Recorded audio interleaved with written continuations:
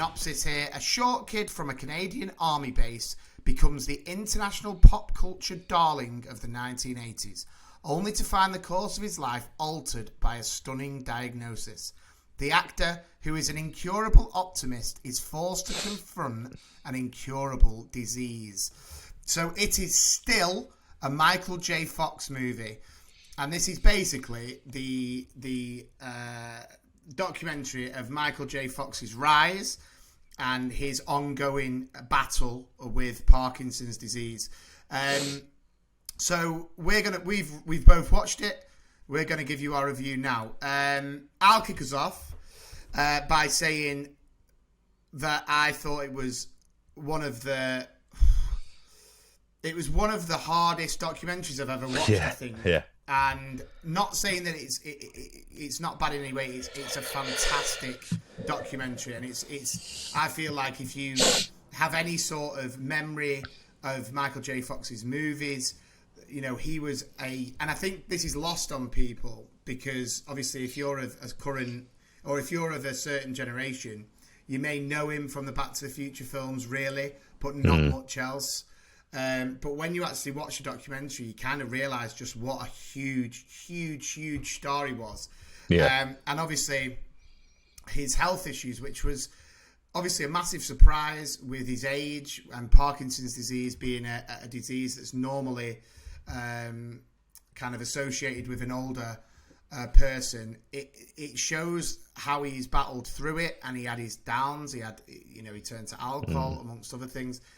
And it shows him like now and how, and I think if anything, what I took out of it was I've been having a couple of up and down weeks. To be honest, I'm normally a very happy-go-lucky guy, but through lack of sleep, through just stress at work, at home, whatever it may be, I was starting to get a bit like just a little bit grumpy, a little bit moody here and there, which isn't like me. So much so that you actually text me to see, like, are you good, mate? You didn't reply. No, I didn't. Deleted and blocked, actually. That's why I'm getting one text. Terry wanted. Terry, not again. You've done it again. That documentary basically made me value what I've got. Value my family and value kind of how lucky I am, because obviously his life in the 80s when he made it, he was such a humongous star. Money, he had everything he could want, but obviously, and like everyone says, money can't buy you certain things. Obviously, unfortunately for Michael J. Fox, he's had to battle this illness, and he's battled it, by the way, by putting a real spotlight on Parkinson's disease and raising so much awareness and money. And the way he carries on is inspiring. I'd say that's the biggest compliment I'll pay this documentary, is how inspiring it is. And it also just made me realise, like, nut up or shut up. Like, what's going on in your life is nowhere near as bad as kind of the struggle that he goes through daily. And it is heartbreaking because, you do remember him, in those Nike trainers running through the city of Back to the Future. I can't think of the town. What was the town called? I'm just going to think of Twin Pines Mall. It's not Bay Hill, is it? Where have I got Bay Hill from? Is that sounds Saved by the Bell? That's Bayside High. Saved by the Bell, right? Isn't it? Is it Bay Hill? Hill Valley. Hill Valley, yeah. Hill Valley. So you see Michael J. Fox, skateboarding and things through Hill Valley, and he was such a youthful looking, like 20-odd-year-old. I think it is a tough watch, but it's a very inspiring watch, and for that reason, I highly recommend that if you've got Apple TV, or if you get your free 3 months or whatever, like Cockney John did, 100% watch this, because it does bring back some great nostalgia. And can I just say as well, before I throw it over to you, mate, for someone who is battling such a heartbreaking disease, which Parkinson's is, I mean, it's a horrible one for anyone to go through. But the fact that he can keep his sense of humour and and still make people laugh in the condition that he's in, and he's obviously deteriorated year by year, is a testament to the man. Absolute legend. And for that reason, I'm giving still a Michael J. Fox film 5 Harry Stampers. Yeah. Because I thought it was eye-opening. It was heartbreaking. It was amazing to see the way he connects with his family still. His wife, by the way, is one of the... It's amazing, she just seems like just unbelievable. Like, what an absolute darling. And bit of a MILF too. Unbelievable. Well, yeah. I mean, let's be respectful. Well fit. She's still got it massively. I actually think she's better looking now than she was when he first met her. Yeah.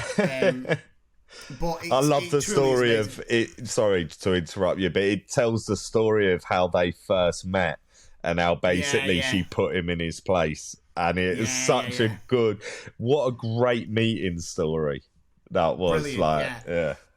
But no, I highly, highly recommend it. It was fantastic viewing, and I really do hope anyone listening to this who's got Apple TV, it's an hour and a half, so it's not one of those where you have to watch it in parts. And jump on the Adam and Cockney John's Big Movie Podcast Facebook page. Let us know what you think. We'd love to know. Obviously, we're big Michael J. Fox fans anyway, as you will know from our throwback this week. But highly, highly recommend. But Cockney John, what are your thoughts? I've not even spoke to you about it. Yeah, no. I've just been letting you go with this one because it defo struck a chord with you because you watched it before I did.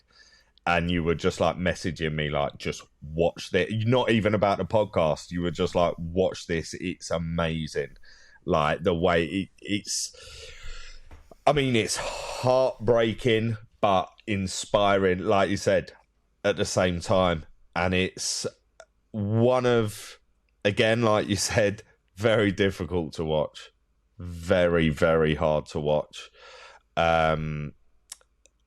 But just the stories he tells, he's hilarious. He's like an old, and what it actually did for me, because of the way he some of his movements when he was telling his stories. My uncle had Parkinson's, never quite advanced that far, but he was exactly the same every Christmas Day. On the evening, they always had a party at their house, and he'd sit in the corner drinking, and he'd outdrink all of us. And he never once went to the toilet. Had diabetes, Parkinson's, never once went to the toilet, outdrunk all of us, and he'd just sit there telling stories all night, and people would be like fighting for the chairs around his table to listen to his stories because he was just so funny. And it was. I remember sitting there with my Uncle Alan, and we never looked at him because of the way he handled himself. We never looked at him as if to sort of, we never felt pity for him. Like sympathetic. Yeah. And it was, I don't know, it brought a thought to my head where I thought, I'm glad it never progressed that far. Yeah. And because it like Michael J. Fox says, one of the worst things he deals with is people pitying him. And then it sort of cut to a scene, doesn't it, on the street? And it's you got to watch it. It's brilliant. But again, it was just like that really sort of hit home with me. But I've had to because of this film, because I guarantee I will never watch this film again. Ever. I'm so glad I watched it. It was amazing. I love Michael J. Fox. I love him even more now. But I will never watch it again because it's too hard to watch. Definitely not on my own like I did this time as well. But for a film normally that I'm never going to watch again, I have to give it a 2. Now I just can't do it with this film. I just can't bring myself to do it. It's a 5 all day long. That's all there is to it. It needs, especially anyone who grew up in the 80s, any Calvin Harris fans, you got to give it a watch because it's just full of and the way they used his any Who fans, Calvin Harris. I got love for you if you were born in the 80s. Oh, right. The 80s. Well, didn't get that reference, and I was like, what? I thought you meant when he called himself... Did he call himself Calvin Klein in Back to the Future? Yeah, he does, yeah. Yeah, that's what I thought you were saying. Then I was like, he's made a bit of a bad shout here. But I'll tell you what else as well. We went to watch, we obviously last week went to watch Big George Foreman, the biopic on George Foreman. And obviously it's completely different because this isn't a biopic. This is a real life, deep documentary. But in the George Foreman biopic, it was like you made the point last week about George Foreman being an executive producer, and obviously he may have left things out that he didn't want people to know. This is so raw and so behind the scenes, and you see not just a very poorly man, a very poorly legend, should I say, but very vulnerable, and you see things happen to him during this documentary that isn't for show. It isn't for viewers. It isn't for, data on how many people watch it. This is a movie to, one, I think, celebrate the life of Michael J. Fox, the current life, because he's still with us, thank God.